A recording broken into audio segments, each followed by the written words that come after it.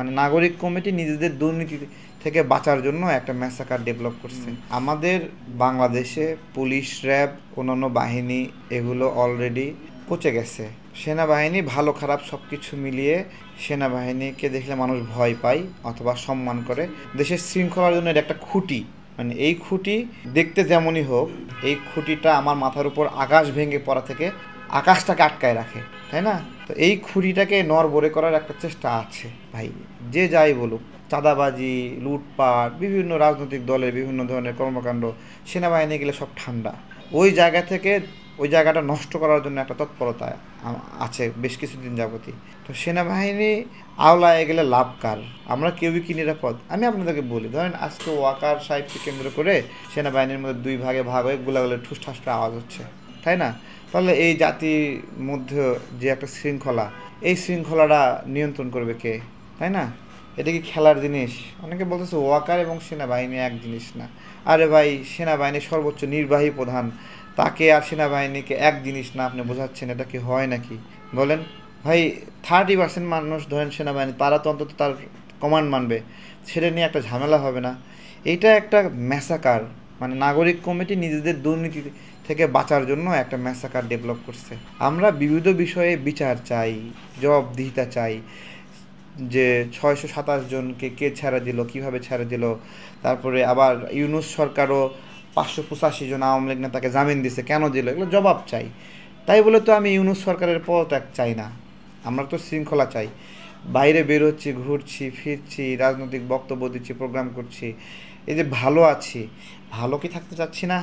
আমার প্রশ্ন, আমরা কোন সিচুয়েশনটা চাই? আমরা আওয়ামী লীগের বিষয়ে কথা আসতেছে, তাই না? যে আওয়ামী লীগের পুনর্বাসন। আচ্ছা, ওয়াকার সাহেব চাই আওয়ামী লীগের পুনর্বাসন, এটাই তো বলতেছে। আপনাকে একটা কথা বলি, ধরেন আপনার গ্রামের নাম লতিফপুর। এই লতিফপুর গ্রামে 10 জন আওয়ামী লীগের নেতা ছিল। এরা মানুষের জায়গা জমি দখল করে মানুষকে কষ্ট দিছে। তো এই লোকগুলো শেখ হাসিনা পতনের পরে খুব বেকায়দায় আছে। মানুষ এদের উপর মানে বিলা হয়ে আছে এবং এরা এলাকায় ঘোরাফেরা করতে পারে না। আচ্ছা, তো মানুষ একটা শান্তির পরিবেশে আছে। আর এই মানুষটা যদি ধরেন বিএনপিতে, জামাতে অথবা নাগরিক পার্টিতে অথবা গণ অধিকারে অথবা আমার দলে যোগ দেয়, তাহলে এই লোকের দ্বারা যে এলাকাবাসী নিপীড়িত হতো, তারা আবার নিপীড়িত হবে না এই লোকগুলোর দ্বারা? ভালো করে বোঝেন কিন্তু। মানে এই যখন নাগরিক কমিটির হয়ে আওয়ামী লীগের এই লোকটা জয়েন করলো, তখন তো সে, তার মানে হাসিনার পতন হলেও আওয়ামী লীগের লোককে দলে জায়গা দেওয়াতে মানুষের মুক্তি আসলে হচ্ছে না, তাই না? আচ্ছা, হাসনাতরা আওয়ামী লীগকে নিষিদ্ধ চায়, খুব ভালো কথা। আওয়ামী লীগকে নিষিদ্ধ কে চাইবে? যে আওয়ামী লীগকে সহ্য করতে পারে না সে চাইবে, তাই না? আওয়ামী লীগের ওপর ক্ষিপ্ত সে চাইবে, আওয়ামী লীগের দ্বারা ক্ষতিগ্রস্ত সে চাইবে, তাই না? সে নিশ্চিত চাইবে। হাসনাত কি আওয়ামী লীগের দ্বারা ক্ষতিগ্রস্ত? আমি জিজ্ঞাসা করছি। শেখ হাসিনার পতনের পরে হাসনাত শ্রমিক লীগের নেতার বাসায় গেল, তাই না? গিয়ে মিটিং করলো। এখন হাসনাত তো ক্ষতিগ্রস্ত না, কারণ হাসনাত আওয়ামী লীগের নিষিদ্ধ চাচ্ছে। আওয়ামী লীগের নিষিদ্ধ চাইবে কে? আমাকে 3 বার গুম করছে, আমি নিষিদ্ধ চাবো? আমি নিষিদ্ধ চাই, আমি নিষিদ্ধ চাই, আমি নিষিদ্ধ চাই। তাহলে আমি নিষিদ্ধ চাই, আমি ক্ষতিগ্রস্ত চাই, তাই না? তা হাসনাত নিষিদ্ধ চাই আসলে কেন? আমার প্রশ্ন, সে কি আওয়ামী লীগের দ্বারা নিষিদ্ধ চাই? হাসনাতের একটা এজেন্ডা তুষার ফাঁস করে দিছে। তুষার ফাঁস করে দিছে কিভাবে? সে বলতেছে আওয়ামী লীগের ভোট জামাত যতটা না পাবে তার চেয়ে এনসিপি বেশি পাবে, তাই না? তার মানে এনসিপি আওয়ামী লীগের ভোটটা চায় নাকি? এনসিপি আওয়ামী লীগের ভোট চায় তুষারের কথা অনুযায়ী। তা আওয়ামী লীগের ভোটটা কখন আসবে? আওয়ামী লীগ যদি না থাকে তাহলে আওয়ামী লীগের বিকল্প ভোট তারা পাবে, তাই না?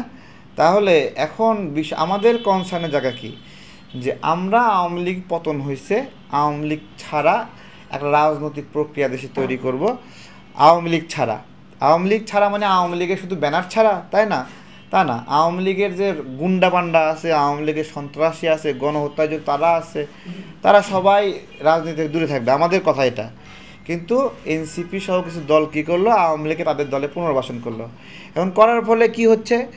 নাগরিকরা অনিরাপদ হয়ে যাচ্ছে, কারণ ও তো আরও ভয়ঙ্কর হয়ে ফিরে আসবে। 2 দিন আগে ওরে এলাকার পাবলিক দৌড়ে নিয়ে দিছে, এখন যারা যারা দৌড়ে নিয়ে দিছে, এখন যে নাগরিক কমিটিতে ও পদ নিল, তখন তো ও তাদের উপর আবার মানে হলো খেপে যাবে, তুই তো খুব বাহাদুরি করছিস, আমি এখন এনসিপি করি। তো আমাদের আমাদের দর্শনটা মানুষ হয়তো বা বুঝবে না, কারণ আমরা জনপ্রিয় না, বা বুঝলেও বুঝবে না, ঠিক আছে। কিন্তু যেটা মানে হলো নোংরা, মানে কয়লা যদি ভাঙেন, গুঁড়া হয়ে কিছু কয়লার টুকরাই তৈরি হবে, তাই না? এটা কি অন্য কিছু বের হবে, সাদা কিছু বের হবে? তো নাগরিক কমিটির যে নোংরামিগুলো প্রকাশ পাইছে, এগুলো যতই এদিক ওদিক করেন, এগুলো নোংরা জিনিসই। এই বৈষম্য বিরোধী আন্দোলন বিষয়ে এই আমরা যারা আন্দোলনে অংশ নিয়েছিলাম, সবার আন্দোলন, তাই না? সমন্বয়ক বিষয়টা কি? সমন্বয়ক হলো প্রচলিত রাজনৈতিক নেতৃত্ব মানে কে বিলুপ্ত করে বা গৌণ করে সবাইকে এক জায়গায় করে সমন্বয় করতে, সেই রকম। তাহলে বৈষম্য বিরোধীর এই সমন্বয়করা যখন এই সবাইকে সমন্বয় করা বাদ দিয়ে নিজেদের দল সমন্বয় করা শুরু করলো, তখন তারা আর আমাদের কেউ না, ঠিক আছে? আমাদের কেউ না, তারা অন্যান্য রাজনৈতিক প্রক্রিয়া যারা, মানে গণ অভ্যুত্থান মানেই বর্তমান নাগরিক কমিটি না, ঠিক আছে? আবার নাগরিক কমিটির সবাই গণ অভ্যুত্থানের অংশ না, তাই কি গণ অভ্যুত্থানে অংশ নেয়নি এরকম লোকরা নাগরিক কমিটিতে ভরে গেছে না? ওরা কি কোনো বাছ বিচার করছে? আমার দল থেকে 3 জন লোভী ছেলেকে নিয়ে গেছে, যারা নিয়োগ বাণিজ্য করতে চায়, দখল করতে চায়। এর মধ্যে একজন মংলা বন্দরের শ্রমিক সংঘের উপদেষ্টা হয়েছে আমার দলের, এখান থেকে নাগরিক কমিটিতে গেছে, তাকে একটা ওইখানে নিয়ন্ত্রণ দিয়ে দিছে। তো নাগরিক কমিটিতে এই লাভটা না থাকলে কে নাগরিক কমিটিতে গিয়ে যুক্ত হতো, তাই না? তো এটা একটা প্রফিটেবল বিজনেসে রূপান্তরিত হয়েছে। এটা যতদিন মধু আছে ততদিন আস্তে আস্তে এটা গৌণ হচ্ছিল। ওই জায়গা থেকে ওরা ছটফট কইরা এই ধরনের একটা ঘটনা ঘটালো। এটার ফলে বেশ অনেক বিপদে পড়তো। যারা আহ্বান জানাইছিল যে বাইতুল মোকাররমে সবাই আসেন ওয়াকারের বিরুদ্ধে মিছিল করতে, তাই না? এখন তাদের আহ্বানে তো মানুষ সাড়া দিছে নাকি? আসলে বাইতুল মোকাররমে ওয়াকারের বিরুদ্ধে কোনো প্রোগ্রাম হয়েছে? হয়নি। তাহলে এই যে ফেসবুক ভিত্তিক যেটা সরগড় করছে, সেই সরগড়ে আপনার হলো নাগরিকরা সাড়া দেয়নি, বাস্তবে তারা বাইতুল মোকাররমে যায়নি। ক্ষতিটা হয়েছে কি, বাইতুল মোকাররমে হামাস বলছিল সারা বিশ্বের সকল কেন্দ্রীয় মসজিদে বাদ জুমা তাদের জন্য দোয়া হবে, সেই দোয়ার প্রোগ্রামটা নষ্ট করা হয়েছে। দেখেন, যে সময় দোয়ার প্রোগ্রাম সেই সময় বলছে এখানে ওয়াকারের বিরুদ্ধে মিছিল হবে। তা এখন আমরা সেখানে যাই দেখি যারা মিছিল ডাক দিচ্ছে তারা কেউই নাই। হ্যাঁ, ইভেন যে নাগরিক কমিটি ওয়াকারের বিরুদ্ধে প্রোগ্রাম কথাবার্তা বলছে, বিভিন্ন কিছু বলছে। আমার প্রশ্ন ওইটাই যে বৈষম্য বিরোধীর ব্যানারে একটা মিছিল কোথায় ওয়াকারের বিরুদ্ধে? বৈষম্য নাগরিক কমিটির পক্ষ থেকে ব্যানার থেকে একটা মিছিল কোথায়, তাই না? তো তারা চাচ্ছে তাদের হয়ে সবাই লাফালাফি করুক, কিন্তু তারা নিজেরা লাফাবে না। তার মানে সবার সাথে সম্পর্ক খারাপ হোক সেনাবাহিনীর, তারা চুপে চাপে আছে, ঠিক আছে? দেখাবে যে আমরা তো আর কিছু বলি নাই, ওই জায়গায় এক জায়গায় সমঝোতার বিষয়।